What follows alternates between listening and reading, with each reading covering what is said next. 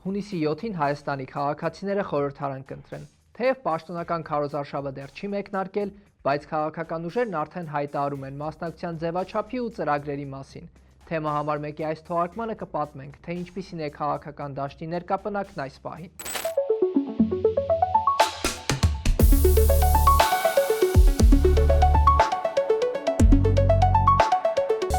Խորհրդարանական ընտրությունների պաշտոնական քարոզարշավը կմեկնարկի մայիսի 8-ին, բայց ուրախ ու ուժեղ ավտոբուսները առաջարկ Հայաստանին գնացքը սլանում են մարզեր։ Քաղաքներում ու գյուղերում սնկի պես աճում են քաղաքական ուժերի գրասենյակները։ Թե քանի քաղաքական ուժ կմասնակցի ընտրություններին, պարզ կդառնա մայիսի 3-ին։ Այդ օրը ավարտվում է ընտրական ցուցակների գրանցման վերջնաժամկետը։ Քարոզարշավը առաջինը մեկնարկած ուժերից մեկը իշխող քաղաքացիական պայմանագիրն էր։ Փաշինյանի սրտիկի պատկերով ու խաղաղություն գրությամբ ավտոբուսը փետրվարի 28-ից սկսեց այցելել մարզեր։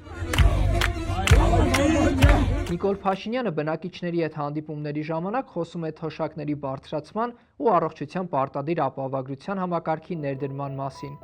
Ինչ էի ասել ես, ասում եմ ես 10,000 դրամ մենք մտածել ենք, առաջինը 10,000 դրամ որ ավելացնենք, թոշակառուն ինչի վրա է ծախսելու եւ մեր վերլուծությունը ցույց էր տալիս, որ առաջնային կարիքը դեղն է, հիմի ստացվեց հələ այս թոշակի ավելացումը հաշվի չառնենք, հիմի ստացվեց որ մենք ձեր ծախսը միջև այս թոշակի 30-40 հազար դրամով ավելացրի։ Բայց իշխող ուժն իր հիմնական ձեռքբերումն է համարում Ադրբեջանի հետ հարաբերությունների կարգավորումը։ Նրանք ընտրություններին մասնակցող մյուս ուժերին, մասնավորապես ուժեղ Հայաստանին, Բարգավաճ Հայաստանին ու Հայաստան դաշինքին անվանում են պատերազմի կուսակցություն ու հայտարարում, եթե իրենք չընտրվեն, ըլնելու է պատերազմ սեպտեմբերին ու աղետաբեր պատերազմ։ Գովասանքից ու շնորհակալական խոսքերից բացի Փաշինյանն ու թիմակիցները նաև քննադատություններ լսեցին։ Գիտեք լավը ճիշտ էներ, որ 30 տարի ոչ սարքել են, ոչի բանել չեն արել։ Այդ ճիշտ են արել։ Մեր այս խելքը որ բերել ենք դրել։ Նրանց առաջ դռներ փակվեցին։ Դուրս։ Քարոզչական ակտիվ աշխատանքների մեջ է նաև ուժեղ Հայաստան կուսակցությունը։ Տնային կալանքի տակ գտնվող միլիարդատեր Սամվել Կարապետյանի ղեկավարած ուժը քարոզչությունը սկսել էր մինչև կուսակցության գրանցումը։ 2024-ի հուլիսին ԱԱՑ մեկուսարանում գտնվող Կարապետյանն ուղերձով դիմել էր կողմնակիցներին եւ հայտնել քաղաքականություն մուտք գործելու մասին։ Կարապետյանի հայտարարությունից հետո օգոստոսի 29-ին ստեղծվեց մեր ձևով շարժումը։ Նախորդ տարեվերջին էլ ստեղծվեց ուժեղ Հայաստան կուսակցությունը։ Մեր կուսակցության վարչապետի թեկնածուն Սամվել Կարապետյան։ Կարապետյանն ուզում է վարչապետ դառնալ, բայց կա մի խոչընդոտ՝ սահմանադրությունը։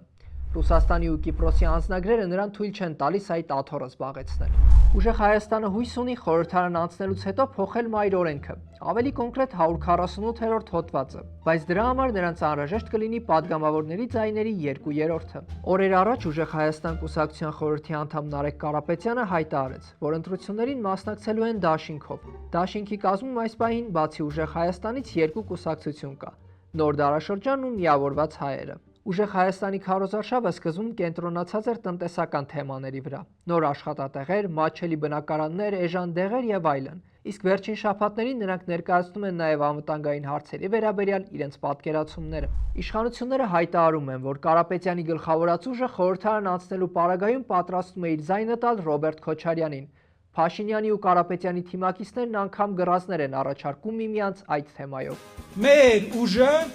ձայնը տալու է Սամվել Կարապետյանին որպես Հայաստանի վարչապետ։ Ով ձեզ ասի, որ կասկածի, ասեք Նարեկը գրազ է գալիս։ Հրապարակային ընդունում եմ գրազի առաջարկը եւ պնդում եմ, որ իրենք ընտրություններից հետո անկախ ընտրությունների արդյունքներից ուզում է 100% քվե հավաքեն, իրենց ձայնը տալու են ոչ թե Սամվել Կարապետյանին որպես հաջորդ վարչապետ, այլ մարդու։ Ինքը Քոչարյանը ընտրություններին մասնակցելու մասին հայտարարեց մարտի 16-ին, ինչպես 2021-ին այս անգամ եւս Քոչարյանը կգլխավորի Հայաստան դաշինքը։ Հայաստան դաշինքի վարչապետի թեկնածուն է Արցախի հանրապետության առաջին նախագահ, Հայաստանի հանրապետության երկրորդ նախագահ Ռոբերտ Քոչարյան։ Դաշինքի կազմում փոփոխություն է եղել։ Վերածնվող Հայաստան կուսակցության փոխարեն այս ընտրություններին Դաշնակցության եւ Քոչարյանի թիմի հետ կմասնակցի Առաջ կուսակցությունը։ Առաջն ու Դաշնակցությունը համագործակցել են նաեւ 2025 թվականի վաղարշաբաթի ավականու ընտրություններին ու զբաղեցրել երկրորդ տեղը։ Տրամադրված ենք վճռական, մեր նպատակը հաղթանակն է։ Հայաստան Դաշինքի անդամները եւս վերջին օրերին ակտիվ մարզային հանդիպումների մեջ են։ Ընդդիմադիր մյուս ուժը Բարգավաճ Հայաստանը, որը նախորդ ընտրություններին 3.95% ձայն էր ստացել ու դուրս մնացել խորհրդարանից, այս ընտրություններին կմասնակցի Առաջարկ Հայաստանին ծրագրով։ Մասնակցել եմ Բարգավաճ Հայաստան կուսակցությունով եւ մասնակցել եմ Առաջարկ Հայաստանին ծրագրով։ Ծառուկյանի ղեկավարած ուժը դաշինք կազմել չի պատրաստվում, բայց Բարգավաճ Հայաստանին միացել են եւ նույն ցուցակով ընտրություններին կմասնակցեն Դեմոկրատական այլընտրանք եւ Մայր Հայաստան կուսակցությունները։ Ծառուկյանին միանալու մասին է հայտարարել նաեւ Ազգային ժողովի պատիվ ունեմ խմբակցության падգամավոր Մարտուն Գրիգորյանը։ Ծառուկյանն էլ վերջին օրերին մարզեր է այցելում ու սուրճ խմում համախոհների հետ։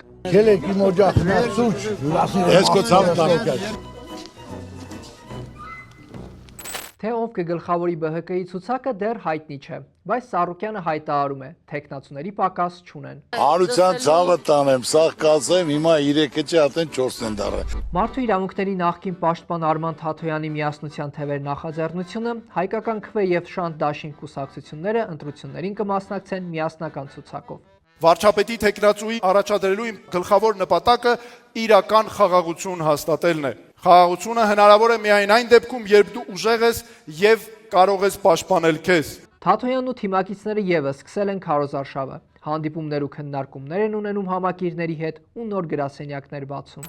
Նիկոլ Փաշինյանի երբեմնի թիմակից Երևանի նախկին քաղաքապետ Հայկ Մարությանը ընտրություններին կմասնակցի Նորոշ կուսակցության ցուցակով։ Վերջին օրերին նա հումորային տեսանյութեր է հրապարակում ծաղրելով Փաշինյանին։ Մարությանը նաև մարզային հանդիպումներ է ունենում։ Շատ հեշտ է, եկեք ազատենք, հարկերից ազատենք, վարկերից ազատենք։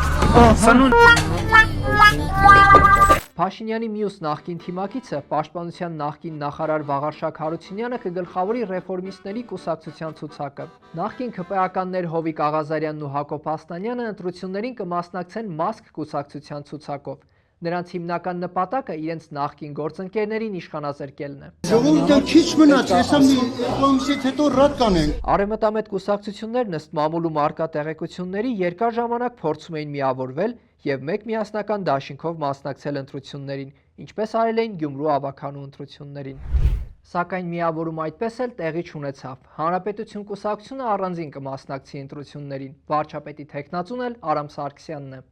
Այս ուժը խոստանում է ընտրվելու դեպքում խորացնել հարաբերություններն Արևմուտքի հետ, Apple-ին ու Amazon-ին էլ բերել Հայաստան։ Հայաստան կարող է գալ Amazon-ը, որը Հայաստանի տնտեսվարողների համար կբացի աշխարհի շուկաների դռները։ Արամ Սարգսյանը չի թաքցնում, անհրաժեշտության դեպքում պատրաստ են աջակցել Փաշինյանին խորհրդարանում։ Երևանի ավականու ընտրություններից հետո էլ Հանրապետություն կուսակցությունն օգնեց Տիգրան Ավինյանին քաղաքապետ դառնալ։ Քաղաքական դաշտում վերջին շրջանում հայտնված ուժերից Հայաստանի շնորհապետական կուսակցության ցուցակը կգլխավորի Գուրգեն Սիմոնյանը։ Ընտրություններին մասնակցելու մասին են հայտարարել նաև Հայ ազգային կոնգրեսը, Լուսավոր Հայաստանը, Ապրելու երկիրը, Ազգային առաջընթացը, Ժառանգությունը, Ժողովրդավարական համախմբումը, Քրիստոնյա դեմոկրատական կուսակցությունը, Ազգային ժողովրդավարական բևեռը։ Լուսավոր Հայաստանն ու ՀԱԿ-ը բազմիցս հայտարարել են, որ ընտրություններին հաղթելու միակ տարբերակը ընդդիմության միավորումն է, բայց կարծես այդ միավորումն այդպես էլ չի ստացվում։ Ի տարբերություն մյուս քաղաքական ուժերի բոլորին դեմը պայքարում է ոչ թե 5 տարով Հայաստանի ղեկավարումը ստանձնելու համար, այլ միայն 100 օրով։ Բոլորին դեմ եմ քվեաթերթիկը, մահակա քաղաքական համակարգի դեմ, որպեսզի քաղաքական համակարգը իմանա, որ պետքա աշխատել քաղաքացու հետ ու հանուն քաղաքացու, որպեսզի հանկարծ քաղաքացին չբարկանա, չգա քվեարկի բոլորին դեմ եմ։ 2026-ի ապրիլի 19-ին գրանցված այս կուսակցությունը ընտրություններում հաջողելու դեպքում կատարելու է 3 օրենսդրական փոփոխություն։